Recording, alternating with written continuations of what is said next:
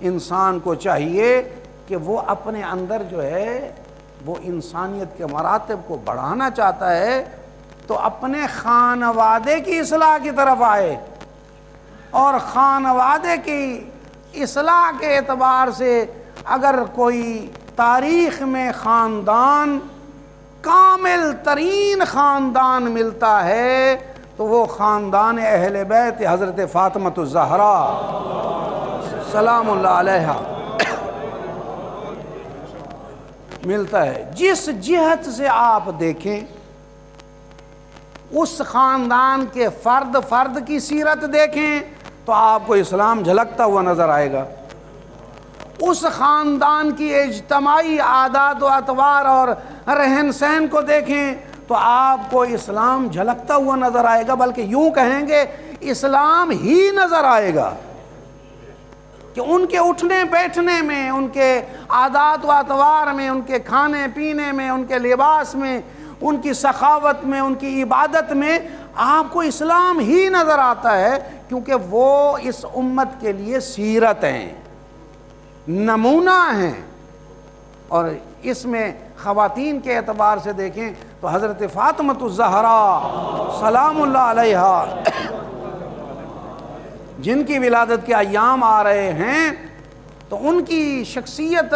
کے حوالے سے اگر ہم مشاہدہ کریں، تھوڑا سا تاریخ کا مطالعہ کریں تو ہمیں نظر آتا ہے کہ اس سیدہ کی تربیت کرنے والی شخصیت کا کیا نام ہے؟ اس سیدہ کی تربیت کرنے والی شخصیت ہیں حضرت محمد مصطفیٰ صلی اللہ علیہ وآلہ وسلم، اور بیٹی کی ایسے تربیت کی ہے کہ اس تربیت میں اس کمال تک یہ سیدہ پہنچی ہیں کہ جن کے متعلق خود رسول باپ فرماتے ہیں، نبی کی حیثیت سے، باپ کی حیثیت سے نہیں،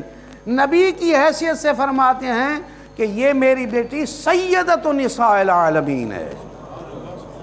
کہ عالمین میں جتنی خواتین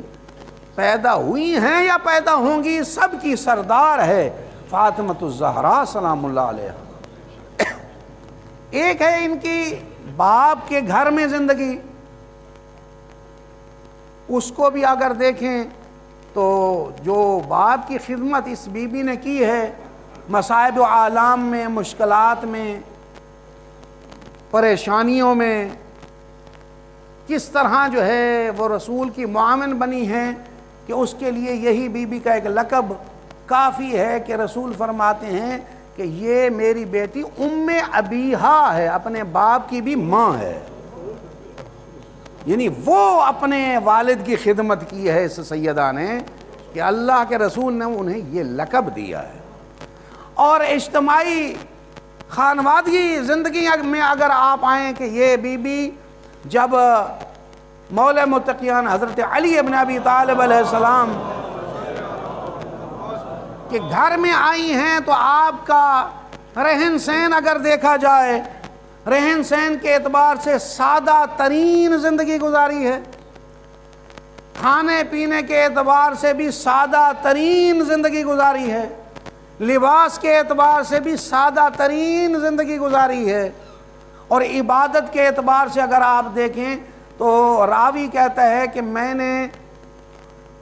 اس امت میں سیدہ جیسا عبادت گزار نہیں دیکھا، اتنی عبادت گزار کہ پاؤں پر ورم آ جاتی تھی، اتنی عبادت گزار کہ جب عبادت کرتی ہیں اور دعائیں کر رہی ہیں تو دوسروں کے لیے دعائیں کر رہی ہیں، اور امام حسن علیہ السلام سوال کرتے ہیں کہ اماں جان آپ اپنے لیے بھی دعا کریں، تو آپ نے فرمایا بیٹا اول جار ثم الدار، پہلے ہمسائے بعد میں گھر والے، پہلے دوسروں کے لیے دعا بعد میں اپنے لیے دعا۔ یہ سیدہ کی تربیت ہے، سیدہ کی تربیت ہے اپنے بچوں کو، کہ جب وہ رسول کی محفل سے پلٹتے ہیں تو پوچھتی ہیں کہ بیٹا بتاؤ کیا وحی نازل ہوئی، تو یہ وہ تاریخی واقعہ ہے کہ امام حسن علیہ السلام آ کے اپنی ماں کو جو بھی رسول کی محفل میں وحی اور قرآن و حدیث نازل ہوا ہے وہ آ کے من و عن جو ہے اپنی ماں کو سناتے ہیں. جب علی آتے ہیں تو سیدہ بتاتی ہیں کہ میرے بابا کی محفل میں یہ قرآن اور حدیث کی آیت نازل ہوئی ہے. اس کے سبب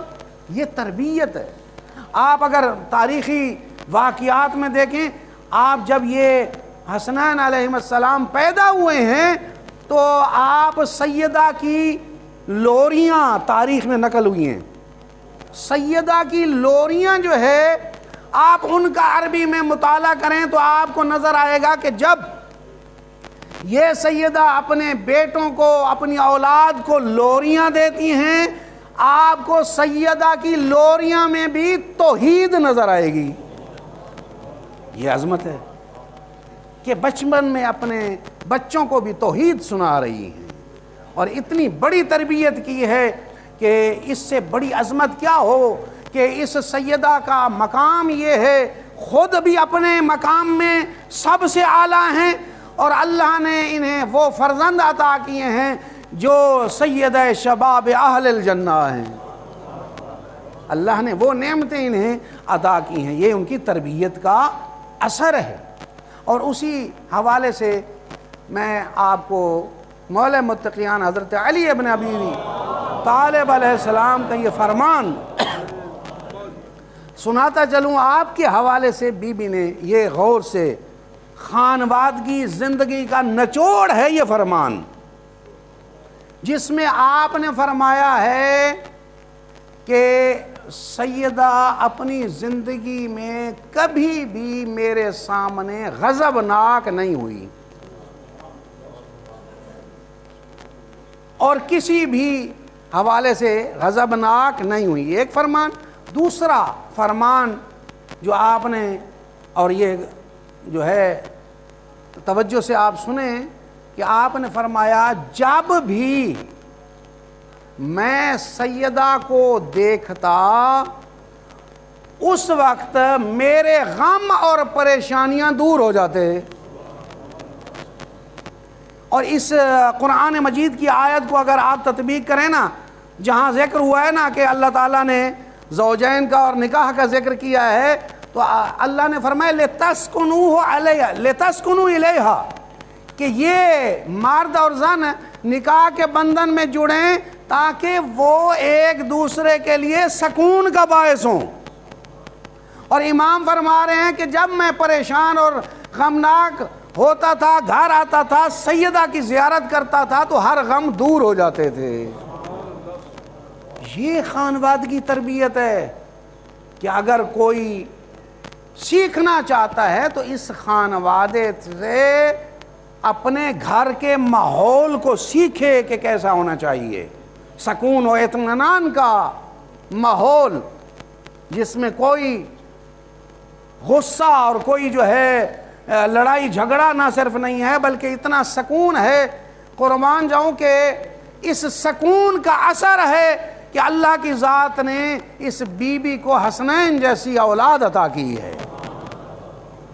تو لہذا یہ سیدہ کی سیرت ہے. اس سیرت کو اپنے گھروں میں پہنچائیں. کہ سیدہ کی سیرت میں سے ایک فرمان سناتا چلوں جو آج کل سب سے بڑا المیہ ہے کہ ہم اپنی اولادوں خصوصاً بیٹیوں کو پردے کے حوالے سے جو ہے نہ صرف یہ کہ اپنی بیویوں بلکہ بیٹیوں کو بھی ہم پردے کی طرف متوجہ نہیں کرتے. کہ کیا ہم یہ